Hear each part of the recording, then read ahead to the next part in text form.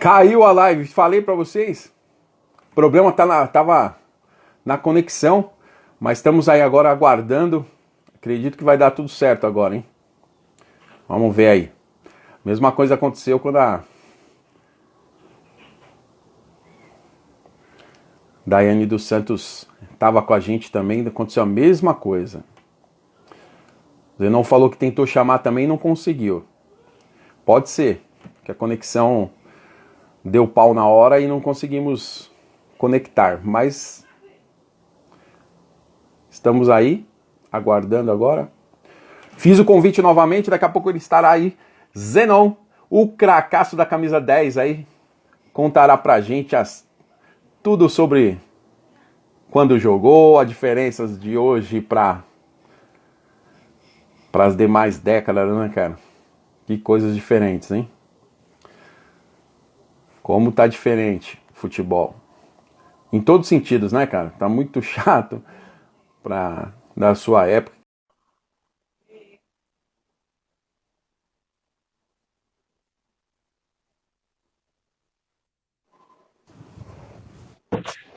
Agora sim. Agora chegou. Oh, caramba! Faz mais de 5 minutos que eu estou tentando aqui. Vocês não entraram lá na primeira página, pô. Vocês entraram na segunda. Não, nós tentamos entrar na primeira, mas aí acabou caindo a internet, cara. E eu acho que era isso. Acho que era o problema na internet. Que aí não conectava. Então, entrei lá e toda hora apertava lá, mas não entrava não, cara. Agora aí eu fui para outra página. Estamos aqui, olha o meu cenário, estamos aqui. Que maravilha, já avistei de longe o cenário aí vitorioso, cara, aí atrás, aí camisas valiosas. Essas camisas não tem preço nos dias de hoje, viu, Zenon? Não tem preço. Quem viveu, viveu. E quem viu, viu. Não vai ver mais. São camisas eternizadas. Eternizadas. Aqui é meu santuário. Aqui é meu santuário, tá? É rodeado aqui. Isso aqui é o... Começa a troféu aqui desse lado, aí vai lá para o lado. Aí eu coloquei essas relíquias dessas camisas que eu vesti, menos a branca. A branca é do Pelé. Mas tem que reverenciar o rei. Por isso que ela está ali. A camisa do Cosmos. Camisa do Cosmos que eu ganhei dele com autógrafo, dedicatória. Nossa. E tudo, meu camarada. Meu Deus, hein? Que histórias tem aí, cara? Que histórias, que passagens, meu Deus. Queria te agradecer primeiramente e boa noite, cara. Muito obrigado mesmo por você estar aqui com a gente na live, para contar um pouquinho só porque em uma hora não dá para reduzir, para resumir, a sua história é muito longa, é muito vitoriosa, mas a gente vai saber um pouquinho aí da história do Zenon, o cracaço da camisa 10, que hoje falta, né, Zenon? Acabou. Camisa 10, da minha qualidade, da minha característica, não existe mais. Acabou e faz tempo, hein? Não é de hoje, não. Aí arrumaram aí o Neymar para colocar a camisa 10 dele, né? Arrumaram o Neymar. Sim.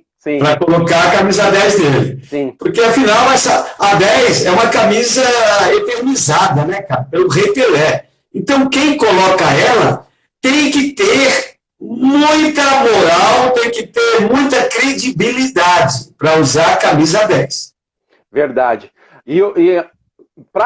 Vamos começar, senão a gente vai começar a resenha aqui, já vai fugir do tradicional, que na sua época, lá no início, eu queria saber de onde surgiu a ideia, lá em Tubarão, onde surgiu a ideia para ser jogador de futebol. Bom, primeiro deixa eu mostrar a camisa que eu iniciei, tá? Tá bom. Olha lá, hein? Vermelhinha.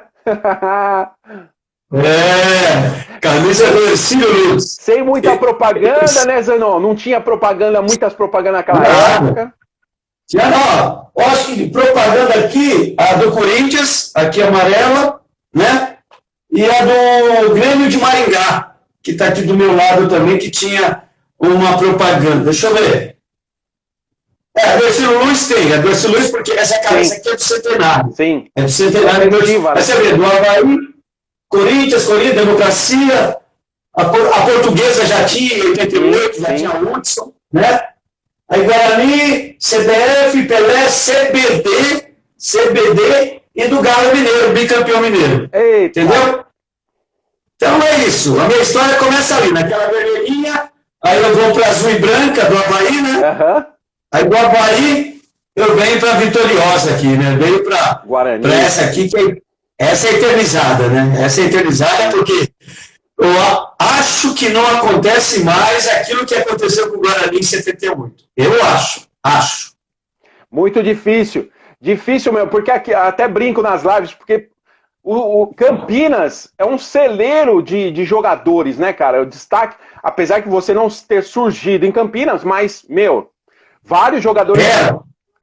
Verdade, eram, verdade, eram o celeiro, porque, meu, se você pegar os maiores jogadores da história do Guarani e da Ponte Preta, decolaram, viajaram aí pelo mundo e lá fora, cara. E os que não passaram pela Ponte nem pelo Guarani, já foram direto para a Europa, ou para times grandes em São Paulo, correto? Correto, com certeza. Bom, Guarani e Ponte Preta, na minha época, podia pegar a camisa da seleção brasileira e colocar nos dois times que representariam muito bem o futebol brasileiro em qualquer competição. Sim, sim. Qualquer competição. Bom, Guarani e Ponte colocavam, na década de 70, 8 jogadores na seleção brasileira. Na seleção brasileira. E não era tarefa nada simples, não, chegar na seleção brasileira. Você tinha 5, 6 jogadores com a mesma qualidade, brigando por um lugar na seleção brasileira. Bem diferente do que é hoje. Verdade, cara. Porque naquela época, eu até comento que naquela época, o que acontecia? Para você, a intenção do menino era ser um jogador de futebol, e a primeira coisa que ele queria para chegar no auge era a seleção brasileira. O foco dele não era a Europa, era a seleção brasileira. Então, o maior sonho de um jogador era vestir a camisa amarelinha. Não era jogar num time da Europa. E aí acontecia O que eu posso dizer é isso, como você falou, né? O sonho do atleta, né, do atleta de futebol, sempre foi, na minha época, chegar numa seleção brasileira. Isso era um sonho de consumo, né? Uhum. E, sem falar de seleção brasileira, o sonho de consumo do atleta era chegar no Corinthians ou chegar no Flamengo, né? Que são dois clubes muito diferenciados, eu te diria, né? Em termos de torcida, em termos de representatividade, né? Uhum. Então, é isso. Então, o sonho de consumo do atleta, né, a gente que jogava em time de porte médio, era realmente chegar em um desses dois times, Corinthians ou Flamengo. Verdade. E aí, naquele momento, no Hercílio Cruz ali, qual que foi a inspiração para virar o atleta? Nenhuma. Não tinha inspiração nenhuma de ser atleta de futebol, cara. Não tinha, nenhuma. Eu era menino, trabalhava e jogava minhas peladas, né, com os meninos descalços. Olha bem. Com os meninos descalços. Então, é o seguinte, em 1971, eu estava jogando, assim, em time amador, aí jogava em time de menino descalço, e no segundo semestre eu tinha me tornado um atleta profissional de futebol, cara, lá no Hercílio Luz. Então, jamais passou pela minha cabeça de ser profissional de futebol. Jamais.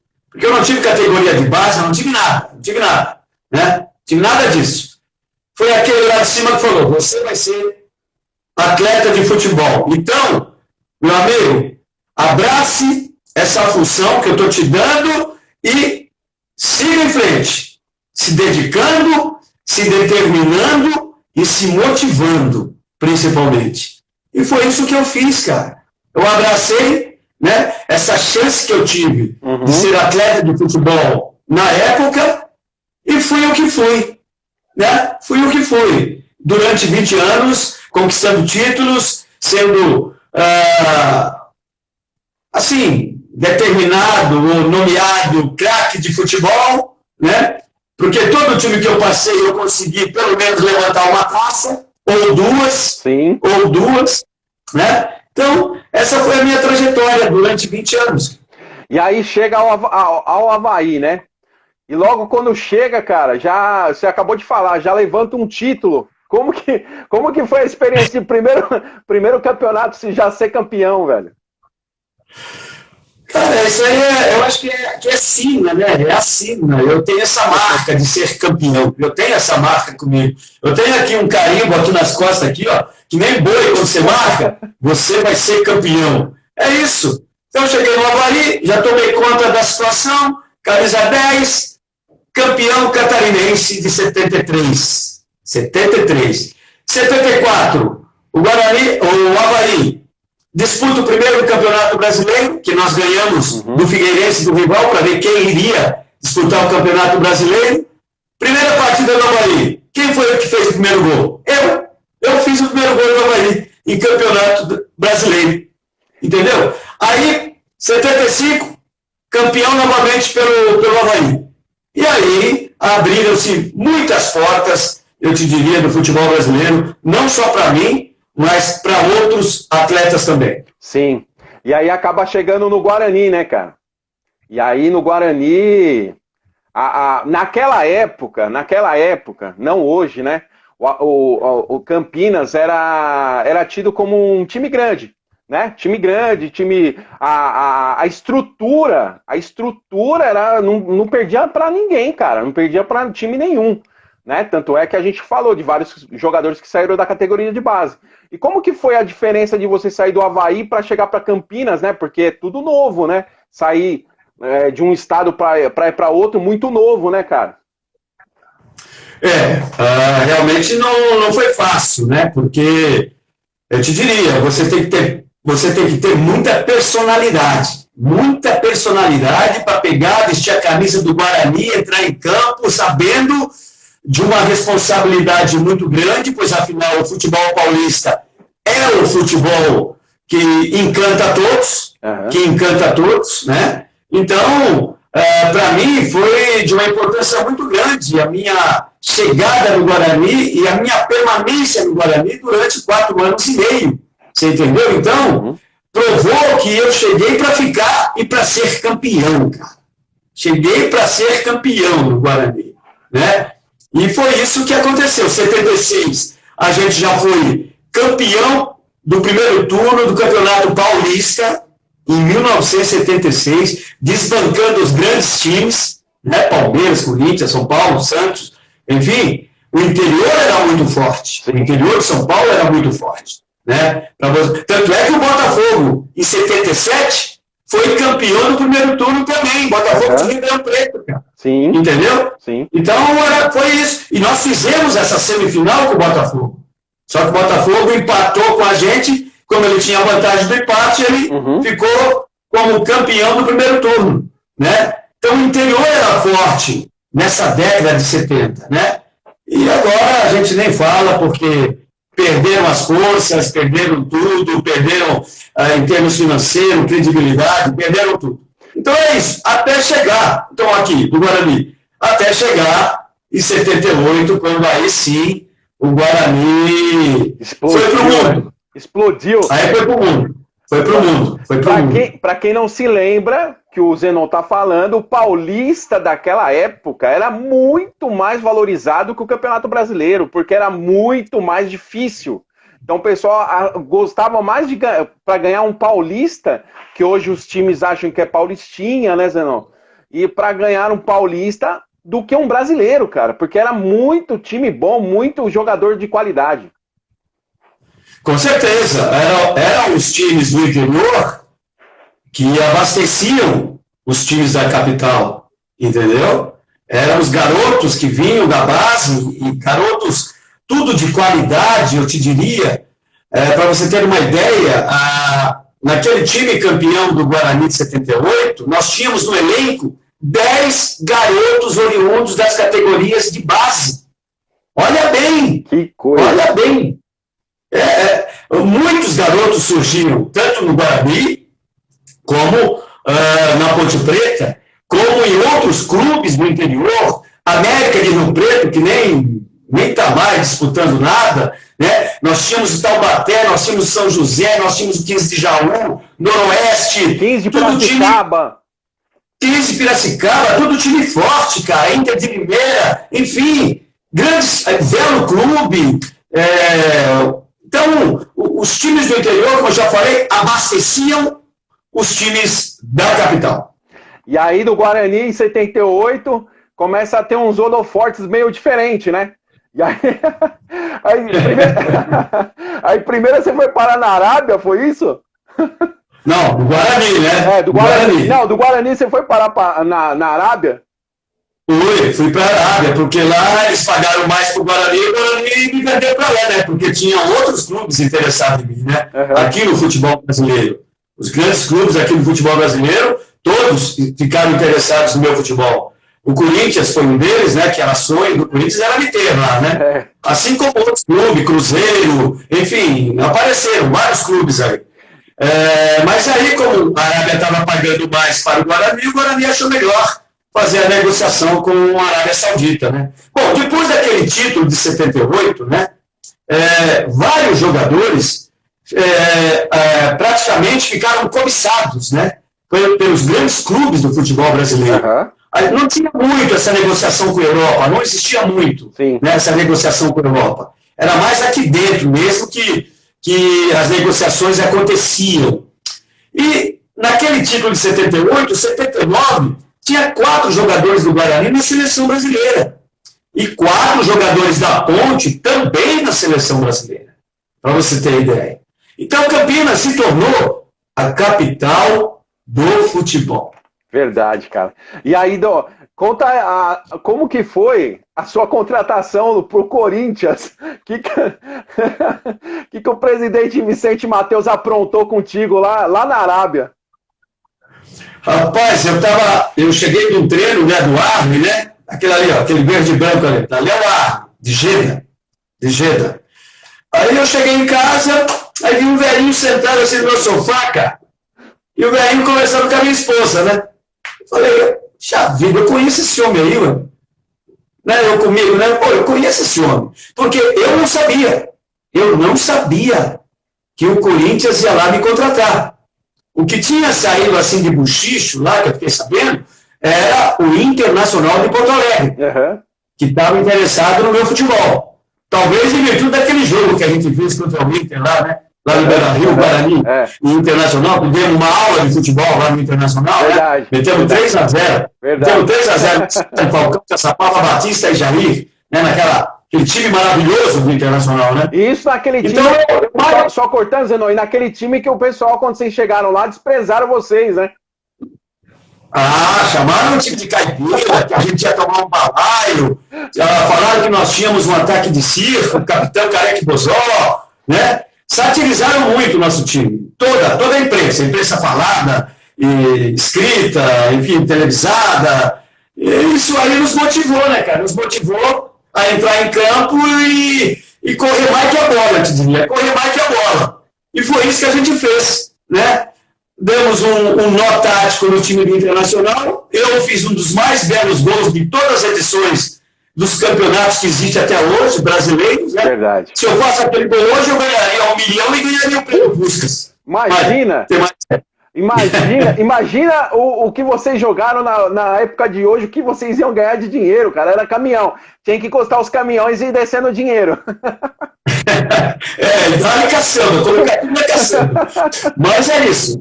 Aí, então a gente foi lá no Beira-Rio, temos uma aula de futebol do Internacional e vencemos por 3-0.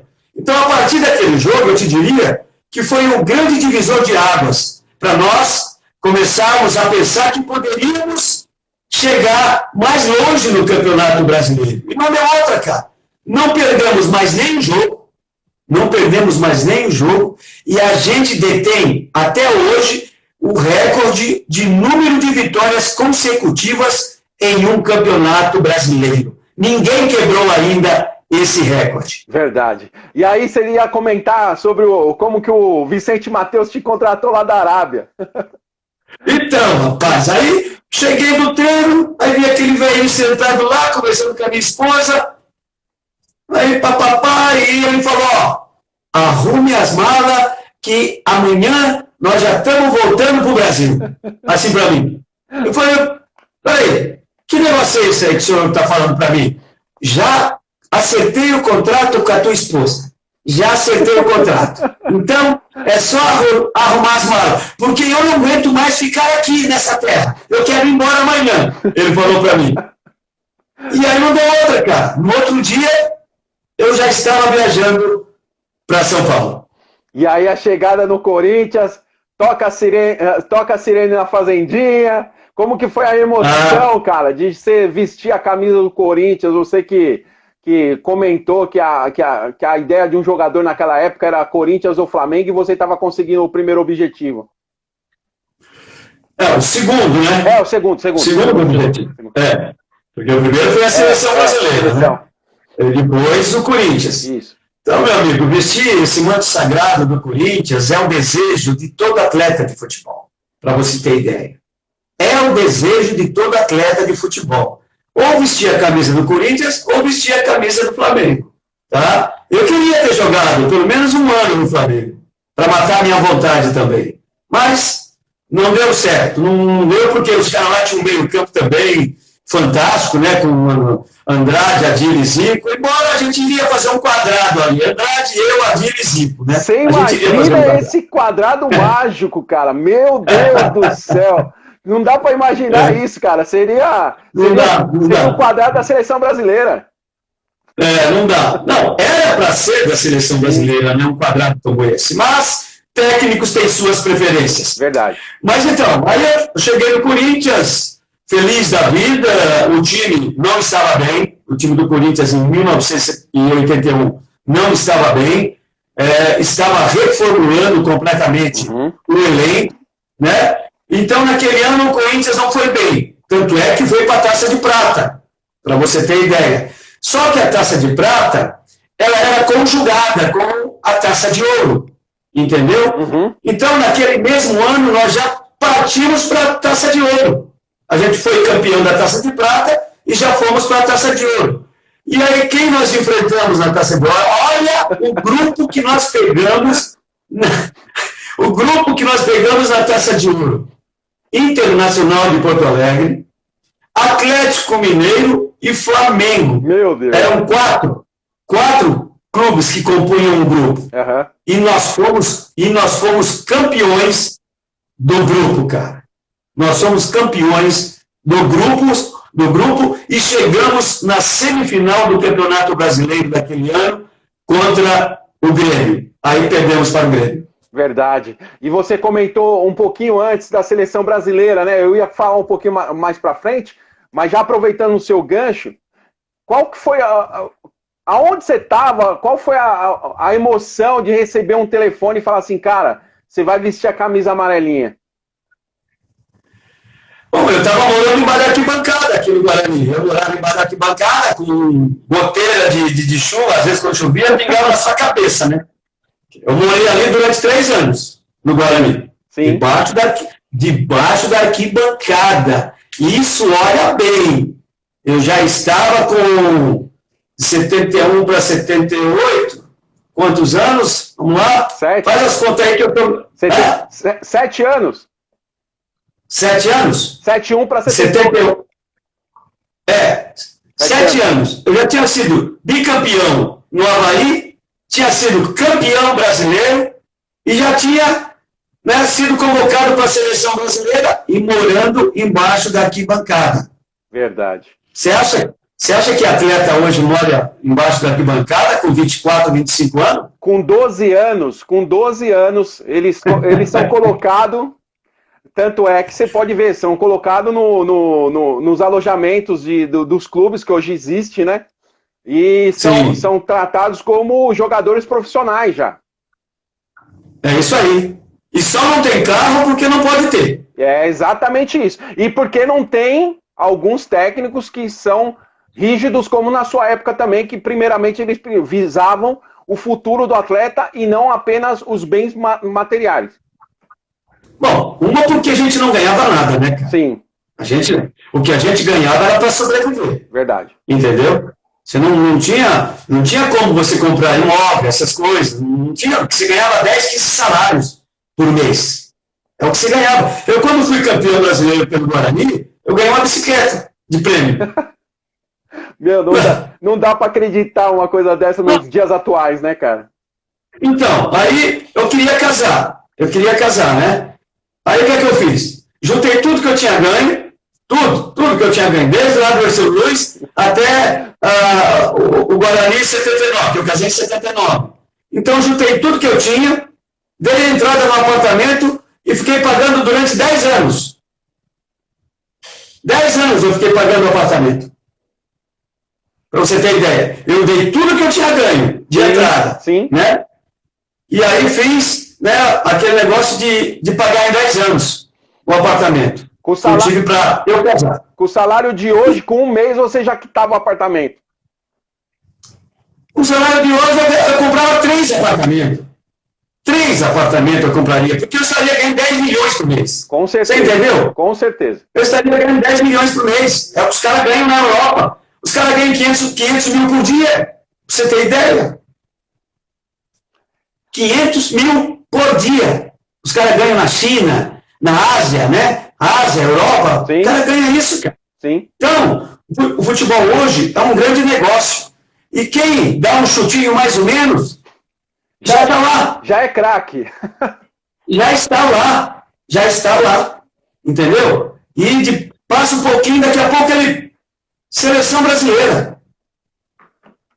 É isso. Então o futebol virou um grande negócio. Verdade. No nosso tempo, a gente jogava, o que recebia era para sobreviver. Por isso que às vezes você encontra aí jogadores daquela época que não tem nem casa para morar. Verdade. Mas aí os caras falam, não, porque o cara gastou na noite, gastou em ambientes, gastou em estabelecimentos. Nada disso, cara. Não. O cara não ganhou dinheiro para guardar, ele não conseguia guardar dinheiro, Sim. Entendeu? Porque ele tinha que sobreviver, ele pagava aluguel, porque não tinha, o clube não pagava apartamento, o clube não pagava. Você tinha que alugar. Sim. E você tinha que pagar o seu aluguel. Você tinha que pagar. O clube não pagava. Verdade. Naquela época era muito, mas muito diferente de hoje, cara. Antigamente você não tinha a estrutura que tem hoje, você não tinha o staff que tem hoje, as orientações, alimentações, chuteiras boas, estádios bons, bolas boas. Cara, hoje é tudo totalmente... O cara tá... Ele só não é um atleta hoje, Zenon. Eu bato muito nessa tecla, cara. Só se ele não quer.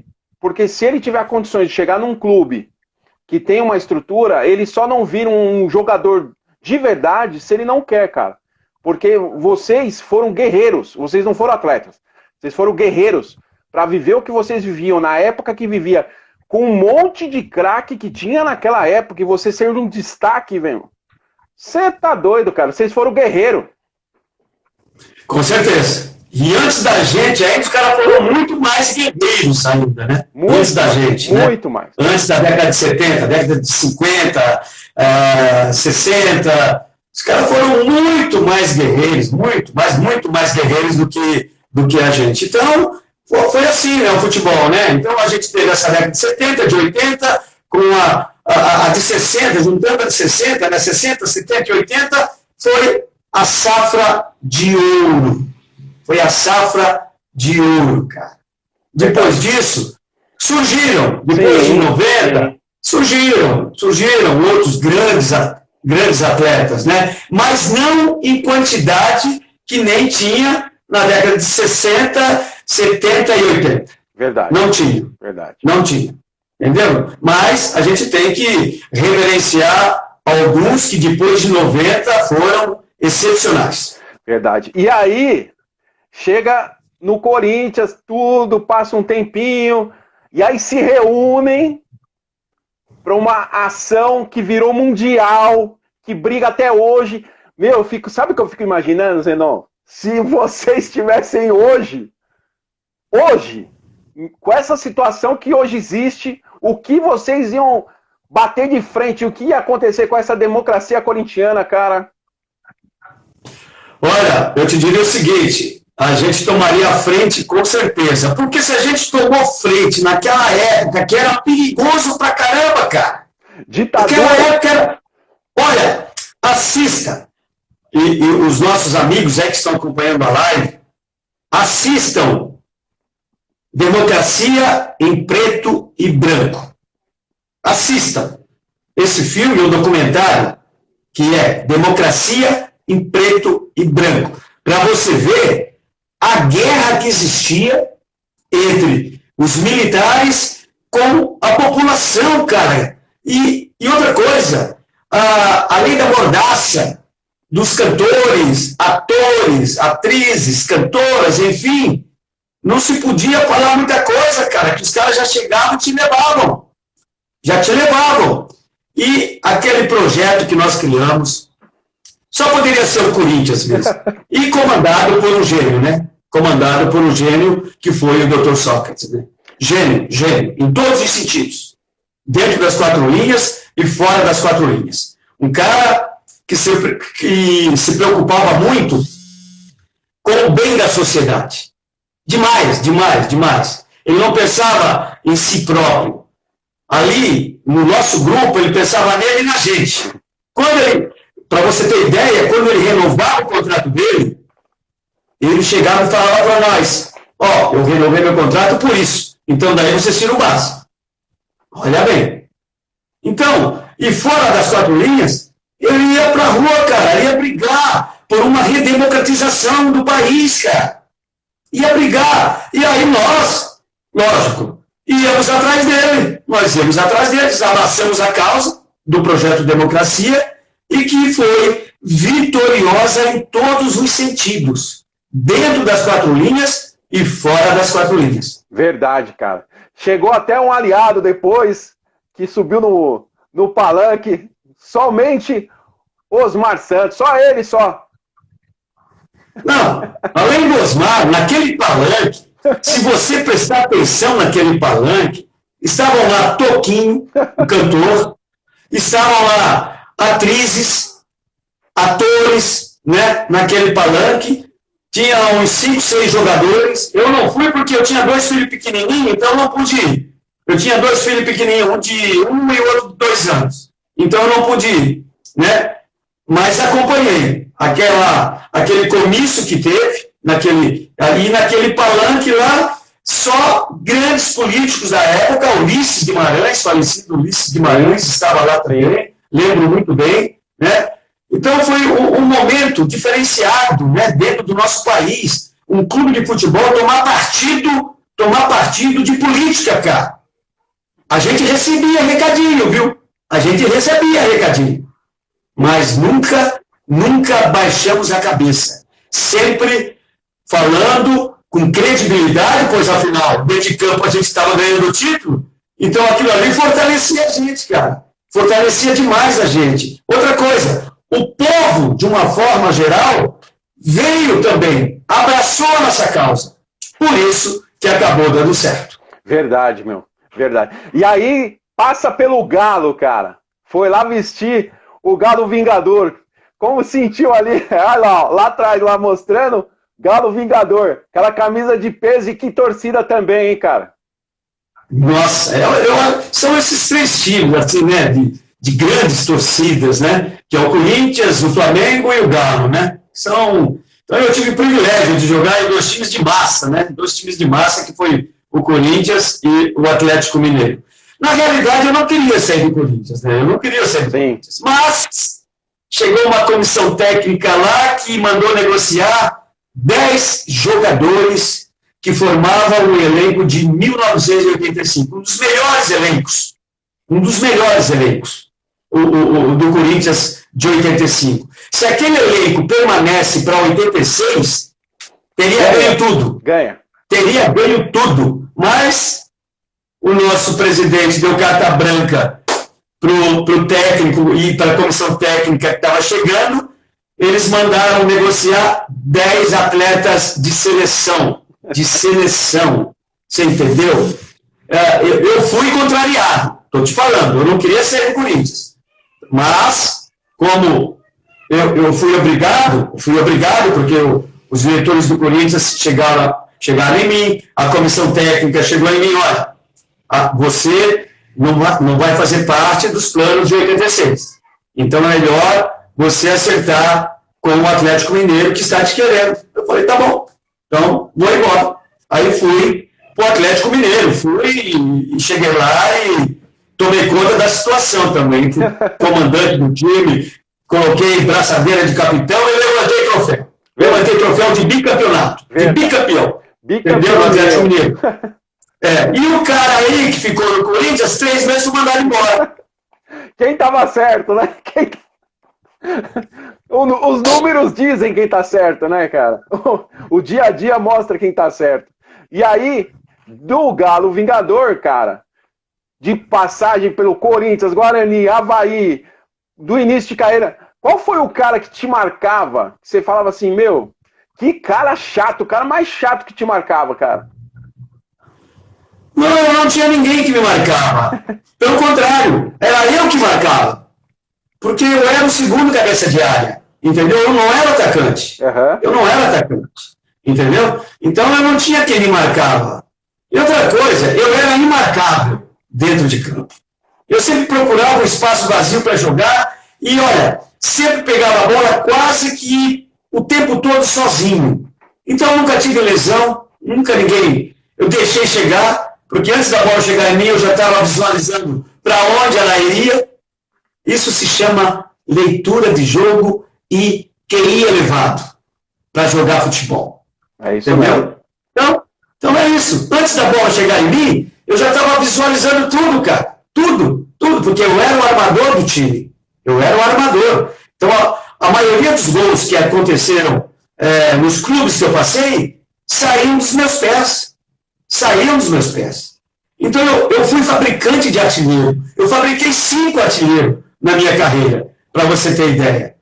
Verdade. Então eu não deixei. Então eu não era marcado. Eu marcava. Ou melhor, eu ocupava espaço. Não deixava o cara passar aonde eu me posicionava. Sim. Então é isso. Eu era muito inteligente para jogar e por isso que todo clube que eu passei, eu pude contribuir e muito para os títulos que aconteceram. Agora vai ser difícil. Qual companheiro que para você foi o melhor companheiro dentro de campo? Não dá. Não dá para falar só de um. Tem craques, né, cara? Não tem jeito. Muita gente. Tem pelo menos uns 50, eu te falo. Pelo menos uns 50. Eu vou te falar. Aí na década de 80, jogando, nós tínhamos 2 gênios no futebol. Gênios. Sócrates no Corinthians e Zico no Flamengo. Para mim foram os 2 gênios da década de 80. Verdade. Né? Depois, aí vinham os outros, né? Vamos supor, o excelente. Aí eu acho que eu me enquadro aí no excelente. Aí vem o excelente, vem o craque, vem o muito bom, o bom, o regular e aí o coadjuvante. Né? O coadjuvante, desculpa cortar, mas o coadjuvante é o futebol de hoje. É o futebol de hoje. O coadjuvante, na minha época, ganhava Oscar. Verdade. O coadjuvante da minha época ganhava Oscar, para você ter ideia. Verdade. Então era isso. Então nós tínhamos esses 2 gênios, Zico e Sócrates, e tinha uns 20, 30 excelentes, tinha uns 20 craques, tinha uns 20 muito bons, tinha uns 30 bons. Não dá. Não dá, né? Não dá. Se você pede para mim para montar uma seleção brasileira, só se eu colocar 100 jogadores. Se eu colocar 100 jogadores, aí eu faço. Verdade. Aí eu monto. 6 por posição, porque... Justamente. Nem vou comentar, porque senão vai ultrapassar até o horário da live. Porque de 82, para quem não sabe, em 82, os craques que eram do meio veio para volante, do volante veio para zaga, da zaga foi para lateral, porque era muita qualidade. O lateral que era meia, o zagueiro que era segundo volante, porque a qualidade era tanta que não tinha, ou você se encaixa como zagueiro ou você não vai vir, velho. E era isso, não é? Foi igual em 70. Exatamente. Foi igual no tricampeonato, que jogavam 5 camisa 10. 5 camisa 10 jogavam na seleção de 70, porque eles tinham que se adaptar, porque senão ficavam de fora, entendeu? Então, no caso, O Riva que era um meia, ele teve que jogar de ponta esquerda, fazendo o quarto homem. Entendeu? Então, de camisa 10 que tinha lá, era Gerson, Rivelino, Pelé, o Tostão era 10 no Cruzeiro, Jairzinho era 10 também no Botafogo. 5, camisa 10. Entendeu? Então é isso. E hoje, então hoje falta o camisa 10, cara. Que situação que o Brasil chegou. Que situação que o Brasil chegou, velho.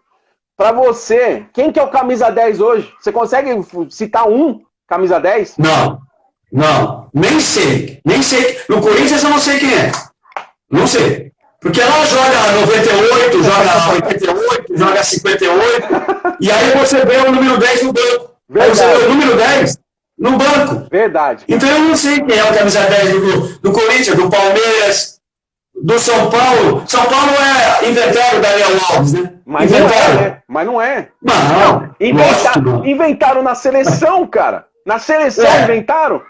Sabe o que acontece? Uma das coisas que eu falo, às vezes eu sou até criticado por isso em alguns jogos, viu, cara? Em comentário, na narração. Porque eu falo, poxa, cara, não tem que inventar nada. O Brasil não pode inventar. O Brasil, ele é o criador. Ele não pode. Ele tá criando. O que ele tá acontecendo? Ele tá copiando da Europa. Sendo que ele é o criador, cara. É os caras que têm copiado a gente ainda. Não é nós copiar deles. Tanto é que o futebol caiu devido a isso. Infelizmente, o Brasil está jogando hoje igual o que a Europa jogava na década de 70, cara. A Europa jogava na década de 70 o que o Brasil está jogando hoje. E os caras estão jogando o que o Brasil jogava na década de 70. Entendeu? Toque de bola valorizando sem jogadas aéreas. Os caras não têm jogada aérea não, cara. Eu fiz agora, eu comentei o ICC, a International Champions Cup, aquela preparação, né, para os campeonatos lá da Europa, da Ásia, enfim. Cara, não tem como um time brasileiro ganhar de um grande clube europeu. Não tem. Porque os caras estão jogando muita bola. O fino da bola, né? O fino da bola. Eu fiquei impressionado vendo os clubes europeus jogando, cara. Eu falei, não tem jeito de nenhum time brasileiro bater esses caras. Mesmo o Flamengo, com todo esse timaço que tem, que é o melhor time que nós temos hoje aqui no futebol brasileiro, o Flamengo não dá para encarar os caras de igual para igual. Sim, concordo. Concordo com gênero, número e grau, cara. Porque não dá, cara, não dá para entender. Tanto é que o João Paulo fez uma live comigo aqui, né? E o João Paulo tá comandando lá o Guarani nas categorias de base. O João Paulo falou, cara, sabe qual é o maior problema? É que os técnicos nas categorias de base, eles pensam igual no profissional. E eles recebem a mesma pressão do profissional. Então o que acontece? O cara não quer perder. Então o jogador começa a destacar, para de driblar, toca a bola, e aí o que você vai fazer? Podando o talento. Podando a criatividade. Você está podando a criatividade do garoto. Você entendeu? E o garoto já vai para o profissional amedrontado. Ele já vai com medo. Porque sabe que lá no profissional vai ser mais rigoroso ainda. Então, às vezes, isso acaba influenciando no desempenho do menino, do atleta. Acaba influenciando, porque a cabeça dele, ele está amedrontado. Para você praticar, para ter uma boa performance, você precisa estar bem mentalmente. Sim. Psicologicamente, você precisa estar bem para desempenhar bem as suas funções. Né? Só que o moleque já está amedrontado. Então, por isso que a gente não vê hoje mais tantos moleques das categorias de base no time profissional como tinha antigamente. Então, o João Paulo foi muito correto, né, na sua análise, né, como ele colocou, na sua colocação, que os treinadores, os técnicos das categorias de base já são reféns de resultados positivos, cara. Porque senão são mandados embora. Verdade. E é um dos fatos que você não virou treinador, né? É isso aí. Eu não virei treinador. Eu sou Sou formado em educação física, sou formado em técnico de futebol pela Federação Paulista, né? Então eu tenho todos os atributos para ser ou um técnico de futebol ou um diretor de futebol. Só que eu vou depender de resultados para permanecer no cargo, cara. E isso não faz minha cabeça. Verdade. Não faz minha cabeça. Verdade. Por isso que eu não entrei nisso. Infelizmente, os clubes estão perdendo. Estão perdendo porque eu poderia ajudar muito. Verdade, cara. Verdade, porque, para mim, o melhor gestor de futebol é o cara que viveu o vestiário, cara. É o melhor gestor, é o ex-jogador, é o técnico, é o ex-jogador, porque ele conhece tudo. O melhor técnico hoje no Brasil, Renato Gaúcho. O que ele fez? Ele é olho no olho, ele viveu aquilo, cara. Ele sabe o que o jogador tá dando migué, ele sabe a hora que tem que dar uma livrada no jogador, a hora que tem que expor, ele sabe tudo. Então, para mim, teria que... E aí o que acontece? O Brasil acontece a mesma situação.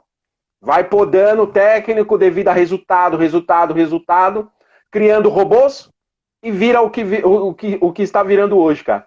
Infelizmente, né, Zenon? Infelizmente, porque você viveu a gloriosa época do futebol brasileiro e vê hoje, eu acho que você não consegue ficar sentado no sofá assistindo. Não consigo. E eu sou comentarista esportivo, né? Eu tenho que acompanhar. Mas o que é que eu faço?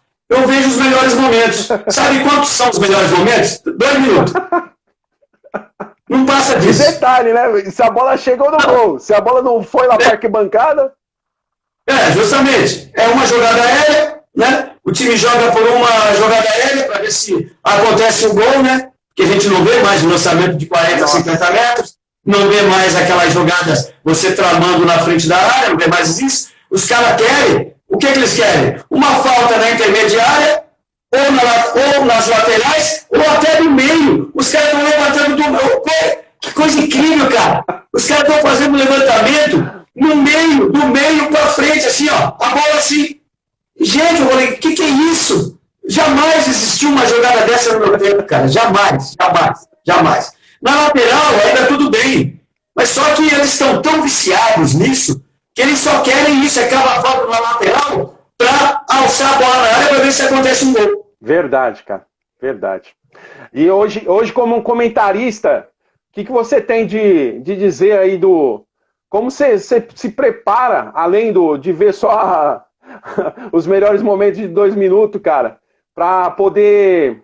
Porque existe muito mimimi, né, velho? Hoje, nos dias de hoje. Então, qualquer coisa que você fala, pode ser que dê uma repercussão negativa, né? É difícil falar hoje, né, Zenon? É complicado. Você tem que se policiar muito, né?